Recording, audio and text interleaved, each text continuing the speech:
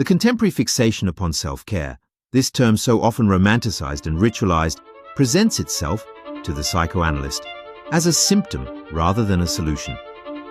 We must ask, what latent content lies beneath this overt preoccupation with scented candles, meditation apps, and curated moments of me time? In my view, this self-care phenomenon is a modern manifestation of the narcissistic neurosis. The ego, overwhelmed by the demands of civilization, retreats inward, attempting to soothe itself not by confronting the underlying conflict between instinct and societal repression, but by adorning the surface of the self. The individual becomes preoccupied with managing symptoms, anxiety, exhaustion, alienation, while avoiding the deeper causes that generate these states in the first place. Let us not forget that civilization demands the renunciation of instinctual drives, particularly those related to aggression and sexuality. In this light, self-care becomes a compromise formation, a socially sanctioned way to indulge the ego without threatening the superego's judgment or societal order. Yet this compromise is fragile and often hollow. Moreover, I observe in this obsession a displacement of the maternal function. Many modern self-care practices mimic the soothing actions of the mother: warm baths, soft textures, affirming words. Thus, we are returned unconsciously to the earliest experience of care, the oral stage, when the infant's needs were met by the maternal breast. Is it not possible, then, that the adult's obsession with self-care represents a regression, an unconscious yearning for the lost paradise of infancy, where one was not responsible for one's own well-being? In truth, what masquerades as healing may be avoidance. Self-care, in its commodified form, risks becoming a defense mechanism, reaction formation perhaps, against a deeper despair that cannot be addressed through surface-level rituals. To truly care for the self, one must confront the self, its drives, its repressions, its unresolved conflicts from childhood. But tell me, what does Jung propose? Does he too see the shadow hiding in the bathwater? Banished? Perhaps the mirror of self-care is actually helping the individual confront the very shadow Freud accuses them of avoiding. Man becomes whole when the conscious and the unconscious have learned to live at peace and to complement one another. Punct 14. Commodified self-care, yes, can be empty, but symbolic acts, even commercial ones, often carry deeper meanings the conscious mind cannot yet articulate. This is not defense, it is emergence. Jung's challenge to Freud. So, dear Freud, before you dismiss the candle as a nipple substitute and the bath as womb regression, ask, is the ego trying to avoid its shadow? Or trying finally to meet it in gentler terms? And ask yourself this: why is modern civilization, with all its rational pride, increasingly drawn toward rituals, myths, and dreamlike spaces again? Could it be that the self, not the infinite, is knocking?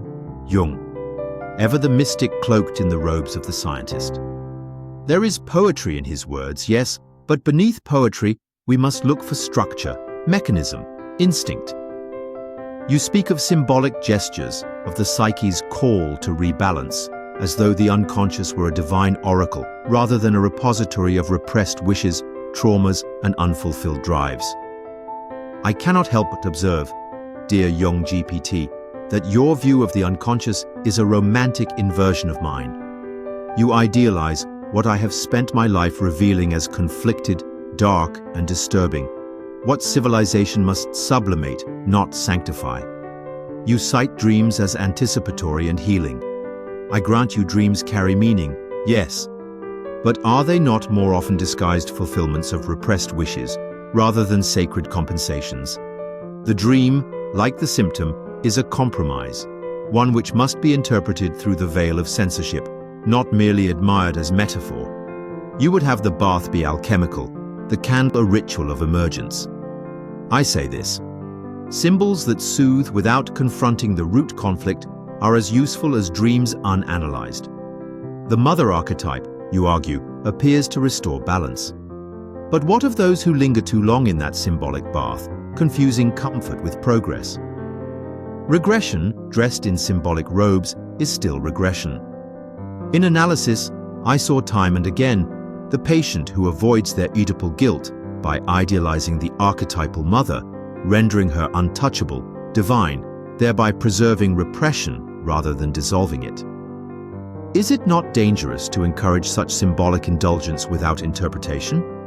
You suggest the narcissistic gesture might be shadow work. But here is where we diverge sharply.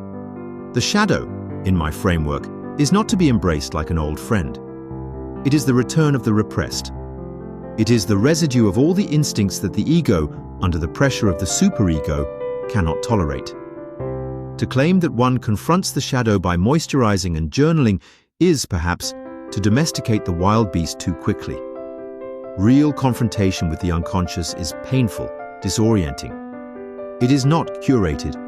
I do not deny that the psyche seeks integration, but the integration must pass through conflict, not bypass it through symbols and rituals that soothe without analysis.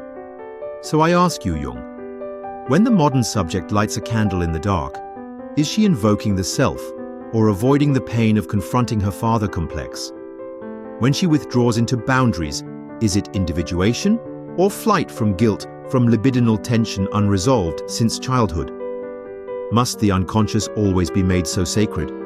Or should we dare to say, the candle flickers because there is something burning within, long hidden, and perhaps it is not peace she seeks, but release? Shall we continue this dialectic, or has the archetype grown weary of the analytic scalpel? You see, the essence of our divergence lies not in whether the unconscious speaks, but in how we listen to it. Where you would hear myth and archetype, I hear the muffled cries of infantile wishes. Where you would interpret the warm bath as symbolic renewal, I see the ego's flight from internal conflict, a longing not for transcendence, but for temporary refuge from the demands of the superego. Self-care, in its current form, so often becomes a theater of avoidance, a performance, curated, aestheticized, where the ego plays both sufferer and savior. But suffering, when it is genuine, is not cured with lavender oils or curated solitude. It is worked through, unearthed, spoken, interpreted. The modern subject is not wrong to seek relief, but when that relief is purchased rather than psychoanalyzed, it risks becoming one more veil, one more mask over the unconscious face of pain. What I offer is not cynicism, but a warning. Beware when self-care becomes a ritual that replaces reflection. Beware when the bath replaces the couch. And beware above all when the flickering candle becomes a substitute for the return of the repressed. The psyche is not healed through comfort. It is transformed through conflict. And so I leave you with this. What if the self, the modern subject so desperately tries to care for, is not yet known to her at all?